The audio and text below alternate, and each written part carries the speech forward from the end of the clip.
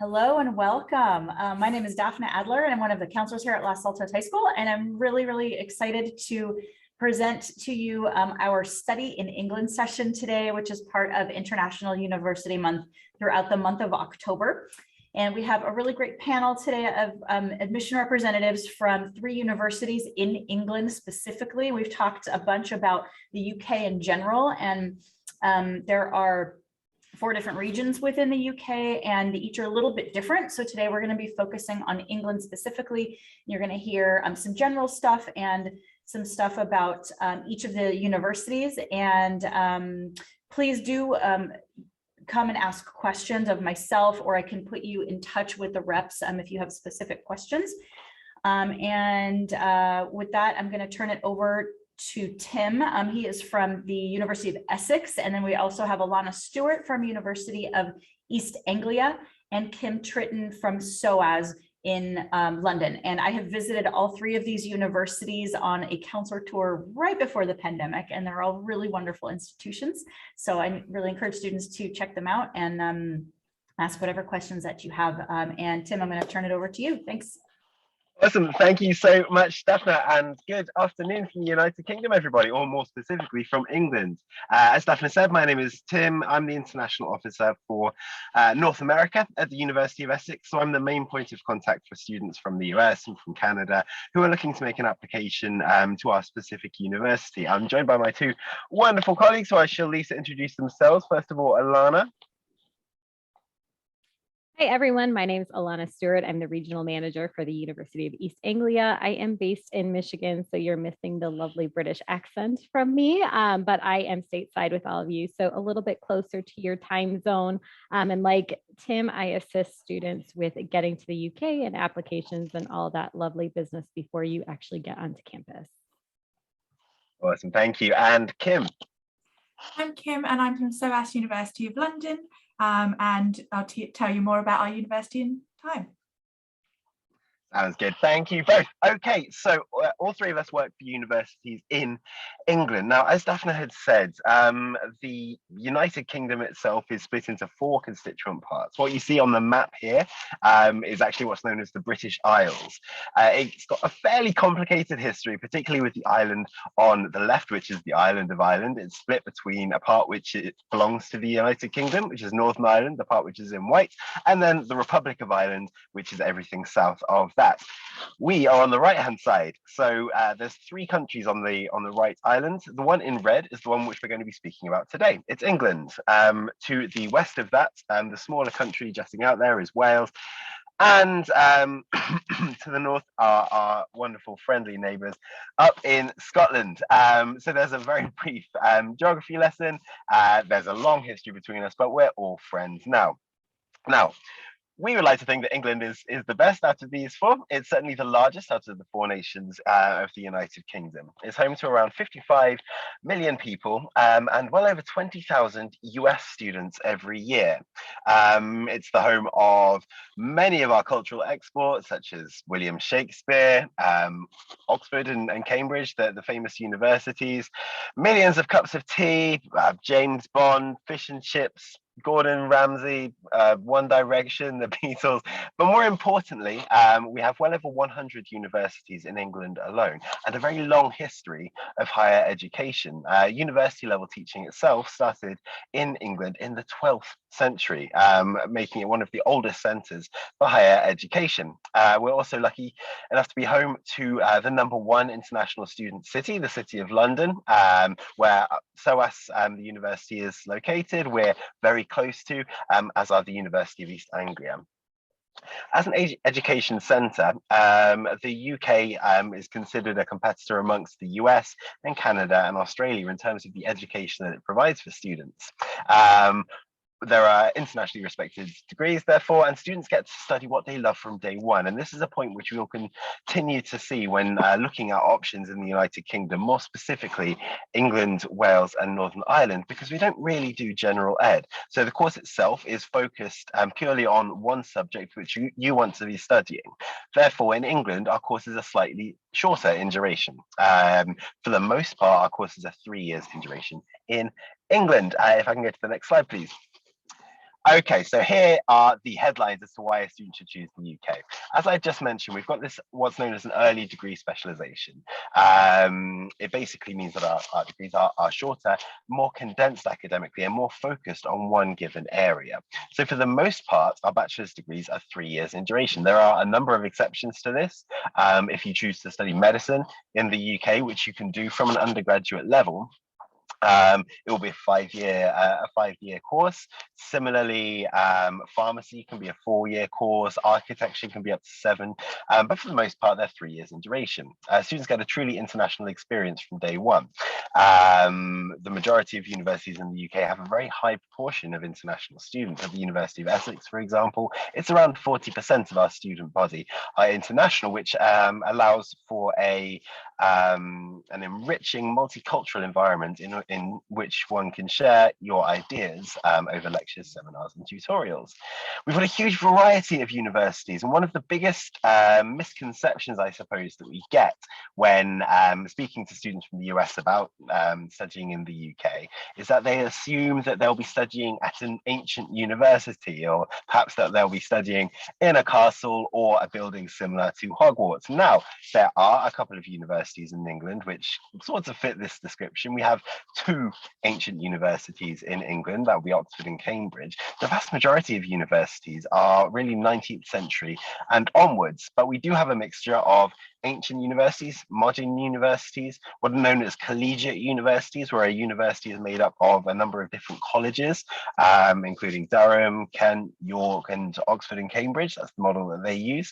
Campus universities, like the universities of East Anglia and the universities of Essex, and city universities, where a university will have no sort of one fixed location, but is integrated in and around the city. So the majority of London universities sort of fit this description. Students apply via a common application system known as UCAS, which is the University and Colleges Admissions Service. Students make one application, it's sent to 5 universities, and it's a far less abstract or a far simpler way of making an application to the UK. Further to this, and there are a number of institutions in England, that are also on the Common App. Studying in the UK and studying in England is an excellent opportunity because it's a gateway to Europe. We are lucky enough to be very closely located to mainland Europe, so students not only get to explore England and the rest of the UK, as well as Ireland, but also France and Spain and Italy and Germany. It's very easy to fly or travel by train or by ferry to Europe, and it can be done relatively cheaply as well. The student visa, which you will be on, will allow for student jobs, meaning that you can work for 20 hours per week whilst you're studying on or off campus, and these restrictions are lifted during the holidays. And further to this, we've got a 2-year post-study work visa, which allows for students to stay and live and work in the UK for 2 years post-graduation. So if you wanted to continue your time in the UK to gain some work experience or to work on that British accent, you would be able to do so. Next slide, please. There are a lot of sessions which you might have already gone to as part of this International Week, which will be putting the focus on making the right choices for an individual. International universities will fit the requirements or the necessities for a number of students, but we often find that students who come to the UK or study overseas tend to be very self-motivated and capable of independent study. They'll have this spirit of adventure and a keenness to travel and explore the world at large. Students will also be passionate about their major. As I had mentioned before, the students will be excuse me, studying really 1 or 2 subjects at most in a more condensed and intense academic environment. So students must be passionate about the subject which they are studying. And students will be excited at the prospect of traveling and experiencing new cultures. Next slide, please. Okay, I believe this is Alana. Are you making an application, or would this be myself? It is me. Thank you. All I will right. pass over to you. Thank you. Thanks. Yeah. So I get the exciting job of talking about the UCAS application, which was, Daphne, was there another workshop on UCAS specifically? Okay, so we There maybe. was, yeah, Okay, there was one perfect. last week that was recorded. So we've got a lot of detail, and I might even ask for a follow-up one for some more nuts and bolts of how to fill it out. So that will be Perfect. pending. But yeah, this, you don't need to go into like a whole 10 Yeah. That's what I was wondering. I was like, I won't go into too much detail if it's already there and already exists. So as Tim already mentioned, UCAS is the University and Colleges Admission Services. If you do want to think about it kind of as the Common App for the UK, that's okay, because it kind of is sort of the similar idea where you apply via one application to 5 different programs or universities within that. So you are limited. You do have to make a decision on there, which is important to note, and why it's sort of important to start early on your UK search so you can narrow it down to those programs with a right fit institution. The good thing is that there's one set application fee. So it is $31. So that is, subject to the conversion rate of the day, but roughly around $31 for all 5 applications.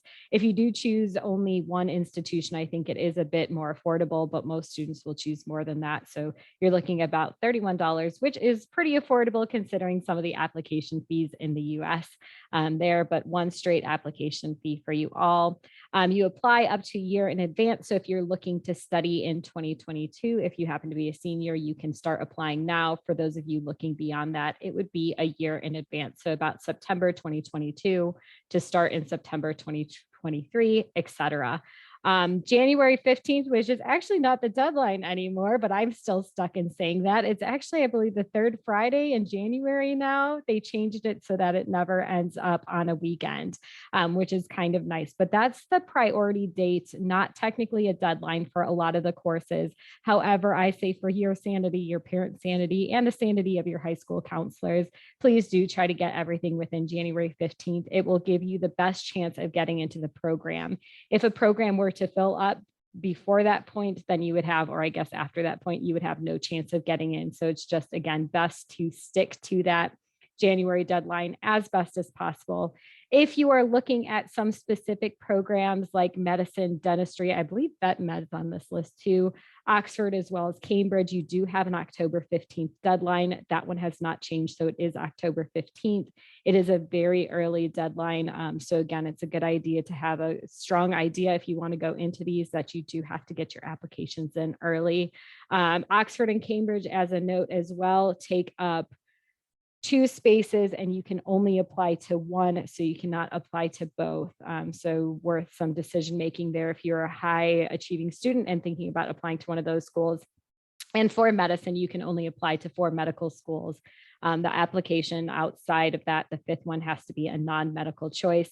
If you are applying to medicine, please talk to some of the counselors who are in charge of or work at schools that have a medical program, as it is very, very intense to get into and a totally different process from regular application, or at least it involves a lot more.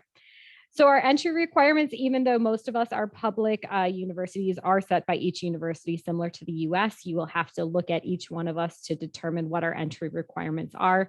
And beyond that, our programs may have different entry requirements too within the university. We're really great about setting out the requirements very, very cut and dry, very black and white, so that you know exactly what you need to apply to the to England and most of all the universities really in the UK. But make sure that you are looking at those.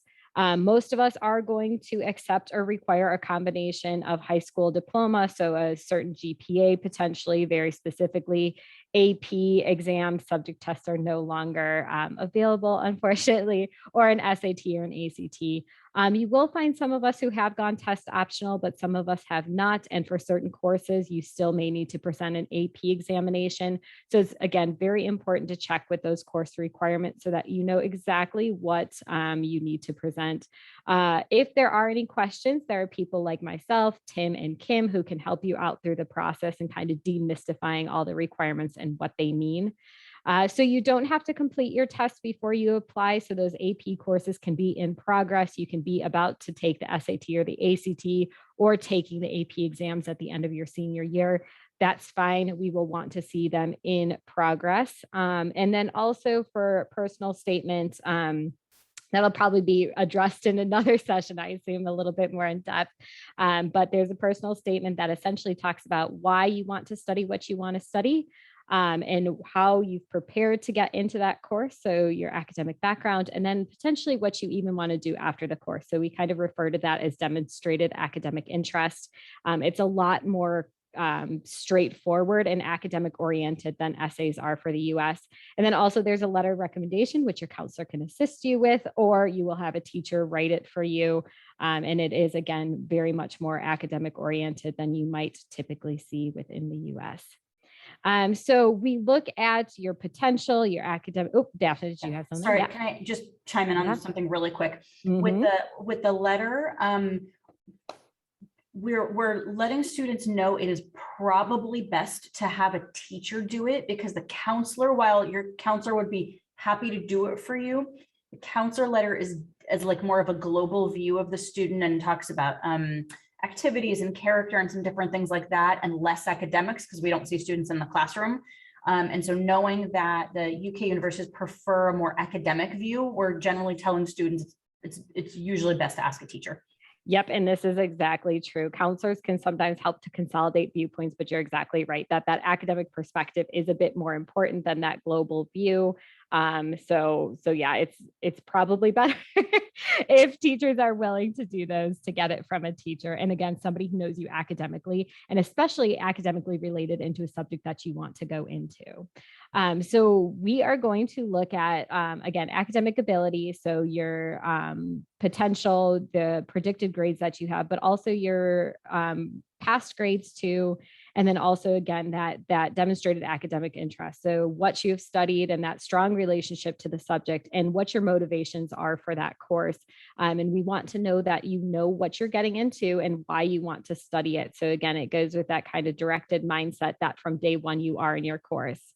So for us, extracurricular activities are a little less important, actually massively less important than they are in the US. Because we have that emphasis on academics, we tend not to look for students who have those full extracurricular activities. Now, that's not to say we don't like students who are active and involved. It's just to say that, again, we put more emphasis on the academics. You can add some of those additional qualities that you've gained from being in extracurricular activities, like leadership skills or time management skills, but that really is kind of in support of your academic background. It's not the main focus of it. So when you're writing your essay, know that if that relates to your degree, or if you're in something that can relate to your degree, please add it. But otherwise, if it's just fluffy, we don't know if we care. I guess that seems harsh, but if you've been your team soccer captain for the past 4 years, unless you relate it back to your degree and your ability to perform academically. So UK universities don't require you to demonstrate interest. So if you haven't been able to come visit, or haven't applied via our registration to get more information, that doesn't matter to us too. So that idea of demonstrated interest isn't the same thing for us, but don't confuse that with demonstrated academic interest, which I know is kind of confusing. Admission tests, assessments, and interviews are pretty uncommon, although do know that some universities will have them and some courses will have them. And then it does go on specifically that there are things like medicine, law, Oxford, Cambridge, who may require those. But again, it's going to be written out on your admissions pages if we do need anything additional. Portfolios also may be required for art and design majors, potentially even creative writing, depending on the program. And then auditions for acting and drama students are pretty common too, as well as for music students as well. So again, pretty much a similar process to what you're used to here in the US. I would say we just put a little bit more emphasis on the academics, and that essay does go to the same university or all the universities. So it's important to make it subject specific, but not university specific when you are writing it. Again, as it's going to look a little bit odd if you are writing or applying to University of East Anglia, but refer to University of Essex, might be a little bit harsh for us to read. So now I think I'm turning it over to Kim, who's going to talk a little bit more about, I think, the student aspects of things. Hi, everybody. So I'm going to cover a little bit bit about student housing and a little bit about the cost. So in terms of student housing, this is an area that is very, very different to the US, in that the majority of the universities in the UK, you will be able to have student housing, but not only can you have student housing, but you can have your own room. So there's no sharing rooms with anyone else, and a number of those tend to be en suite. So you have a small bathroom within your room, and then you share a large kitchen area. There are some other accommodations that have shared bathroom, but even with shared bathroom, it's not the same as the type you get in US institutions. It's usually sharing maybe 2 bathrooms between 6 people, as opposed to you know, those big bathroom ones you have where maybe 15 to 20 people could be using it. And many of the halls in the UK are self-catered, though a lot of our universities also do have numerous eateries on campus. So they could be dining halls, which are a little bit more similar to the US type, or it could be smaller restaurants and cafes on campus that you can use. And in most universities in the UK, you will be able to use those dining facilities at a subsidized cost. So you'll get a student card, which will allow you to get slightly cheaper rates on the food in there than, say, visitors or staff. In terms of the average cost of accommodation in the UK, it is very, very affordable for you. I mean, my university is in the heart of London. You couldn't get any more central if you tried, yet students can get housing from about £130, which is about 180 or so dollars per week. And that's really to be in the heart of a major city. So it's very, very affordable for you. And a number of the accommodations will have residential assistants. So these will be RAs, much like you would have in the US, who will be there to check on anything, give you pastoral care, as well as having a general university security / maintenance staff who can come and resolve any issues you might be having in there. It is very common in the UK for students to only live in halls for the first year.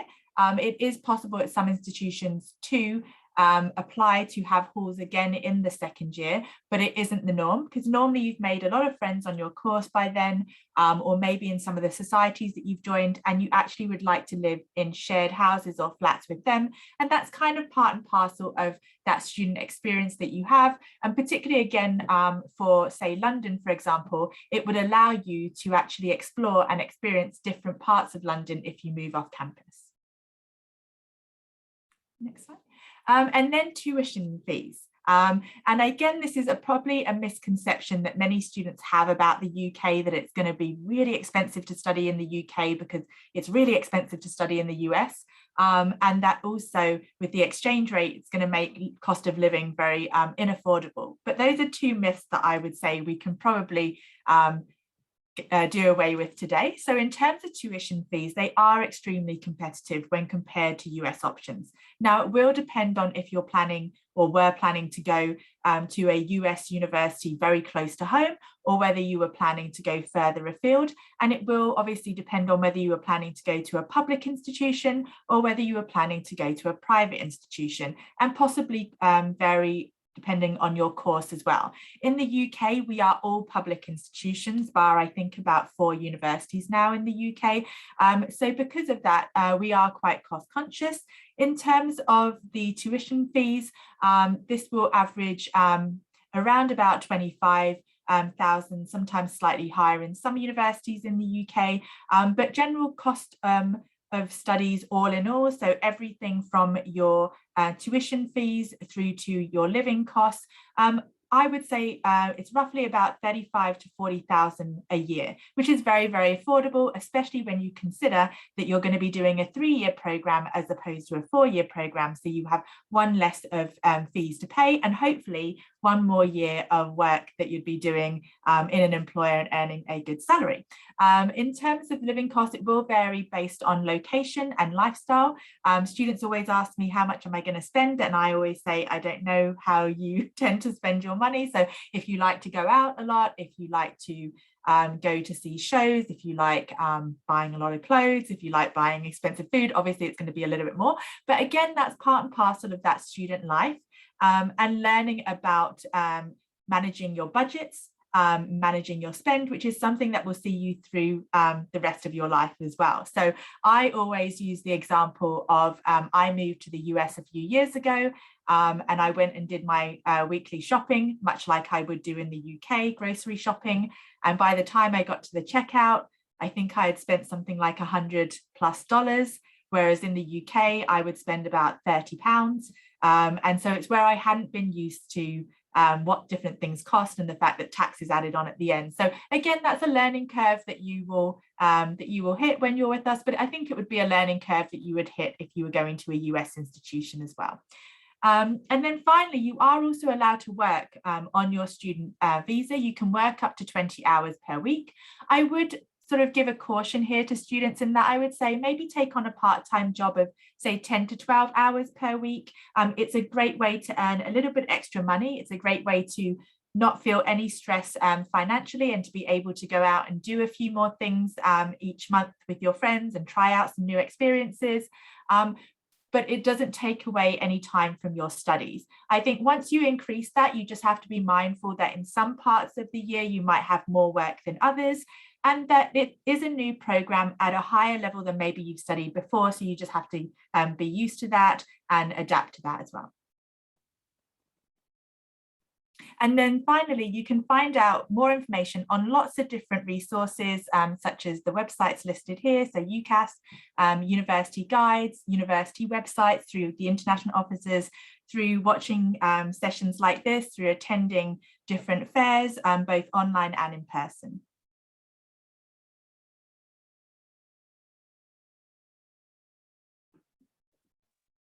Perfect. I think, Daphne, do you want us to do a little bit about our universities, or do you want us to skip this part?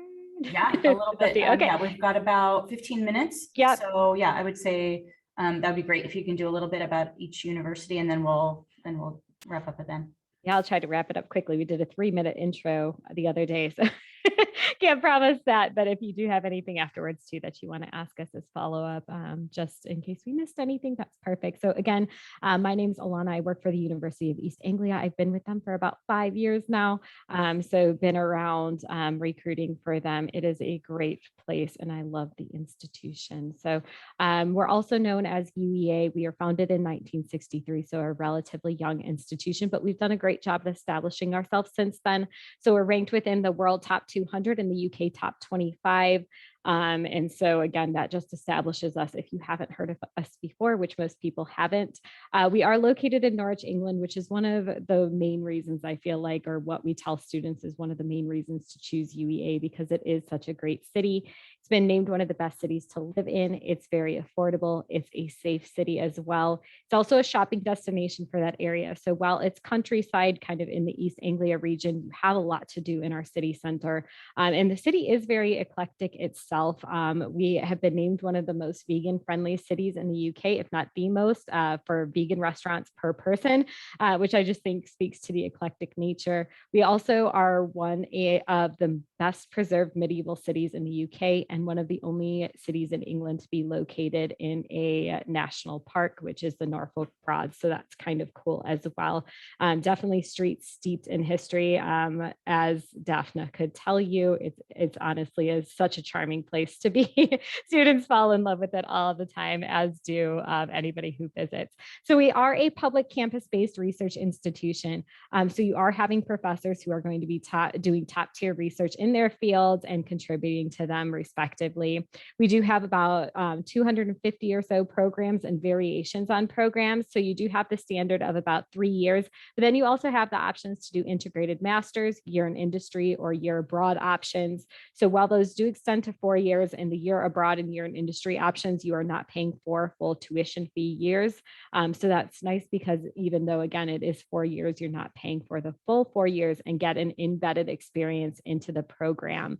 So it works out really well for you. The ones we're more well known for are creative writing and environmental sciences, but we do well also within the fields of chemistry, international development, also by business and economics are a couple of the other ones. But again, honestly, you can't go too wrong.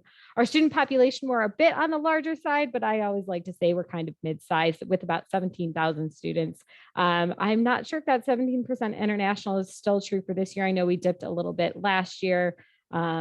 But yeah, so in the back, you actually saw our new science building, which is a new feature on campus. We also have Productivity East, which is a new center for our engineering students, as well as engineers from the community, so they can kind of collaborate on all this brand new, very expensive equipment to work together on different projects. So the campus is 3 miles from the proper city center. It's on 320 acres of green space. You can see we do have our own lake. It is a man-made lake, but a lake nonetheless. People from the community like to take walks around the area, as do our students. There's also tons of bunnies around, which why it's our unofficial mascot. We do have one of the largest indoor sports parks in Great Britain. You can see that on your right-hand side with all the fields, pitches, and courts. As Kim mentioned, we do have accommodation options spread across campus, and even a collaboration with a building down in the city center if you do want to stay there. Our student union is home to a live music venue. There is also one in the city center, but we get 60 or more live music gigs per year. Our library is 24/7, which is not too unique to us, but it's good to know that anytime you need a quiet place to study, you can go there. And then also we have the Sainsbury Center for Visual Arts. And the reason I always mention that, it's also behind me, is because it's featured in the Avengers film. So I always tell students, you may not have realized you've seen UEA, but you have likely seen UEA on the big screen. The reason why is because one of the directors or the co-directors, I believe, did a full degree or study abroad with us. I forget which one, but cool little connection there. So in terms of our requirements, costs, and scholarship, and then this is it for me. So FAFSA eligibility should work, as well as GI Bill benefits, although there's some legislation going through that is causing some hiccups for that. So fingers crossed that we still keep that. And I think UK universities are currently hoping that some things change with that. But we do have competitive scholarships for students. Some are automatic, some you do have to apply for by essay, but they do change on a yearly basis. Our total cost starts at about $34,000. So again, that's tuition fees plus room and board. It does go up for things such as our lab sciences. So just know that you pay more because of lab fees. And this is a bit old, obviously, because 2021 is TBD, but I can tell you that we look for about a 3.3 GPA plus. That's still the case. And then we look for 3 AP or IB exams or an SAT or an ACT. So we are currently not test optional at UEA. And if you do have a subject specific requirement, we do need that replicated in an AP course. And then some require an interview or auditions, but as the slide mentioned, that those are pretty few and far between in terms of what we look for. So that is pretty much me. And I'm going to pass it over to Tim at the University of Essex. Awesome. Thank you so much, Alana, and hello, Ed again. So yeah, I work for the University of Essex. It's a university that's based in the southeast of the United Kingdom, just outside of London on the east-hand side. So you'll see our 3 locations on the map there. Anyone who's traveled to the UK, no doubt, flew probably into London itself. So we actually have a campus in London, which is Loughton, our acting school, which I'll speak about in a moment. We have our Colchester campus, which is located 45 minutes away from central London on the train. It's a large campus university of around 15,000 students, and each year we'll have about 100 students from the US start with us. Colchester is the UK's oldest recorded town. So when the Romans had come over, they had started in Colchester, and indeed it was the capital of the UK for a couple of years in around 30 AD before it got moved to London. Now, the university itself was established in 1963. We have around 15,000 students with around 140 nationalities represented. And all 3 of our campus locations are within easy striking distance of London. Next slide, please. So one of the things that I really love about working in the US is that all of my students choose Essex or find their way in Colchester for entirely different reasons. As I said before, we have around 100 students starting us each year. A lot of students like our campus and like our location. We've got a large thriving campus for all of our students, which includes our sports arena, around 16, 17 different places to eat, 2 bars, an award-winning nightclub, a frisbee golf course, 2 lakes, an on-campus hotel, amongst many, many others. We accept federal aid loans. We've got a very famous acting school at the University of Essex. It's known as East 15. It has 2 locations, one of which is in London itself. It's on the Tube line, on the Central line. It's ranked #1 in the UK for drama, and it's the only non-American school to be recognised by ESSA, meaning that we audition our students every year in Los Angeles and New York. And we've also got a very strong reputation for the social sciences, more specifically human rights, where we were the first university in the world to approach it as an academic discipline and have an international reputation in the field of human rights and international humanitarian law. The world for politics and international relations, and we have one of the best basketball and volleyball teams in the UK. That's everything from myself. I shall pass over to Kim. Hi everybody, me again.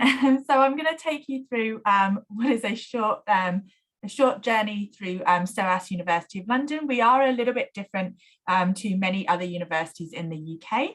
If I could go to the next slide, if that's possible. So why would you want to study at SOAS University of London? Well, firstly, we're located in the heart of London. As I said, you couldn't get any more central if you tried. And we are a leading university in the UK for the studies of Africa, the Middle East and East Asia. We're a global top 50 university for the arts and humanities, and we have 10 subjects in the UK top 10. We have world-class facilities and leading academics who are practitioners in their field. We have small class sizes, so the average seminar class or tutorial class that you would have at our university is about 10 to 12 students, and the average lecture size is under 100, though obviously we do have some larger lecture sizes for our law programs and for our politics programs. We have a very flexible and interdisciplinary approach to our studies. So that's where we differ to a lot of other universities in the UK, in that because we are a smaller university and because we have a very specialised set of programs, they actually all interconnect and intersect with each other. So it means that you get to study a range of different subjects within your degree while still having that major. And that actually means that we have over 350 different degree combinations that you can study with us. So you can really build your degree to your own needs. We are 54% international students, with students from over 145 different countries. And that is one of the largest student populations percentage-wise in the UK, though obviously we are a smaller school with around 5,800 students. I could go to the next slide. In terms of accommodation, as I said before, our accommodation ranges from about 150 per week as the average, though there are some that are 130 per week, which is great for London. It's your own room with your own bathroom, and we have catered and self-catering options. It's inclusive of all the bills, and they are walking distance to the campus. So again, being that close to our campus is great, because it means that you're also only about 10 minutes walk away from Leicester Square. You're only about 10 minutes walk away from King's Cross station, which is a major station servicing London. You're within the museum mile, so you can actually visit a number of museums and galleries within a mile distance from our campus. And you can also visit a museum and gallery on our campus, because we have our own gallery space there, which showcases a number of really, really great exhibitions from around the world. We also are very affordable, even though we are in such a major city. So we're about $38,500 per year. We are FAFSA eligible, and we also help students with Sally Mae or Earnest if they want to use the private loans providers. And we do have a range of scholarships. In terms of our entry requirements, we look at a GPA of around about a 3.2 and above. And also one of the following, which would be we accept APs. So we look at 2 APs at 5 and 5, or if you have 3 APs, we consider that at 4, 4 and 4. And we also consider the ACT at 29 and above. It will depend on which of our programs you're applying to, because some of our programs have higher entry levels than others. And the other thing we will consider is your honours classes or any dual enrolment classes, because we also realise in the last 2 years it has been harder for students to take APs and SATs, and so we will obviously look at being test optional as well. All right, thank you so much, Kim. So Tim had to depart, but thank you both for being with us. And I want to just kind of sum up a few things for students just to make sure they take away here. In terms of cost, it's such a fraction of what families are going to pay for a US university, particularly private or out-of-state colleges. Housing, even in the heart of London, is so much cheaper than here. And then you have, all of London around you, and, and any other city. And really, like, when you go abroad, and I mean, this is true anywhere, but like when you go abroad and you're in a new city, new region, new country, that place is an extension of your classroom. So, I mean, that's the same here, but the fact that you're in, in Europe, or maybe you're in Australia or Asia or somewhere else, to be able to take advantage of that around you in this new amazing place, it becomes part of your education and your experience, which is super, super cool, and all the travel that comes with that. And then as far as admissions, you'll find that in the UK, it is so much more transparent than the US. And so if you're watching this and you're like, wow, I only have to have a 3.2, which for a lot of our students is totally doable.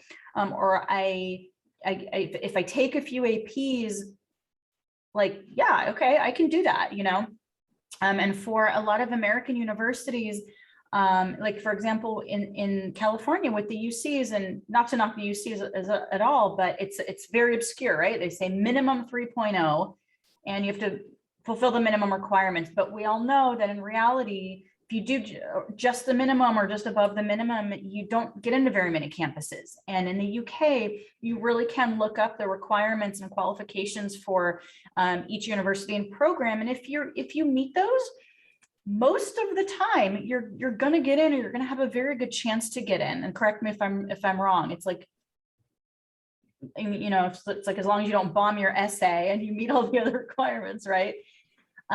It's a really refreshing option for American students, because it's a way to get off that stressful track of American admissions. And so it's a really kind of shocking revelation sometimes for students that are used to the American system.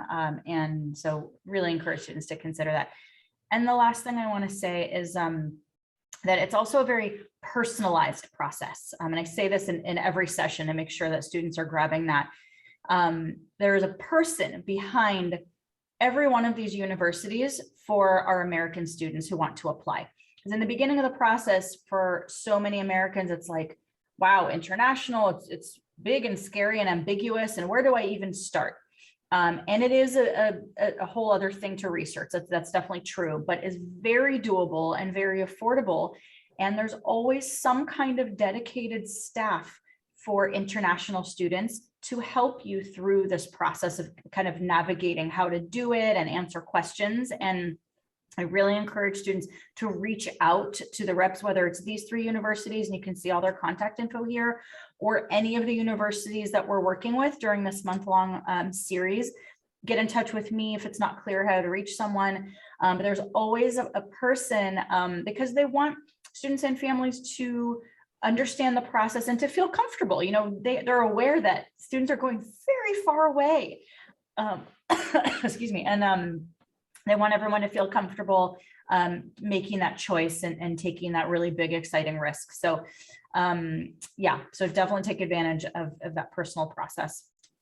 I think that will probably wrap us up. Any final comments that either of you want to share?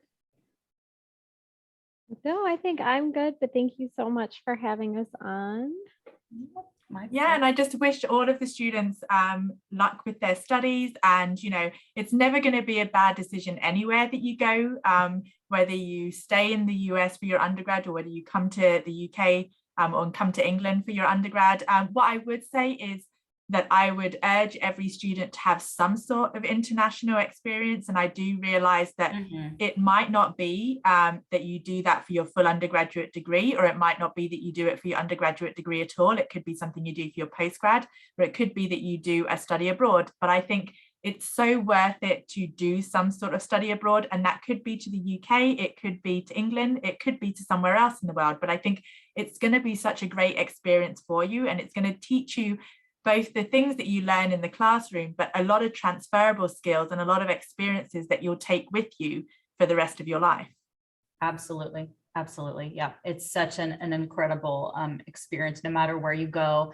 And we're going to have more sessions throughout this month on different regions, regions within the UK. We've got a Northern Ireland session coming up and a Wales session. And we had Scotland the other day that was recorded. And then we're also going to have sessions about Canada next week and mainland Europe and Asia coming up. So a lot of different options, and a session about employability, because that's a big question that students have, is like, okay, so I do this, then what? How do I get a job, or does my degree transfer back, and how does all that work? So we're actually going to have a session about that. I believe Tim is going to be actually part of that session. So I really encourage students to check out some of those sessions for the rest of the month, and feel free to ask me any questions. All right, well, we'll wrap up. Have a great weekend, and thank you so much, Kim and Alana, for being with us. Thank you. Thank you. Bye.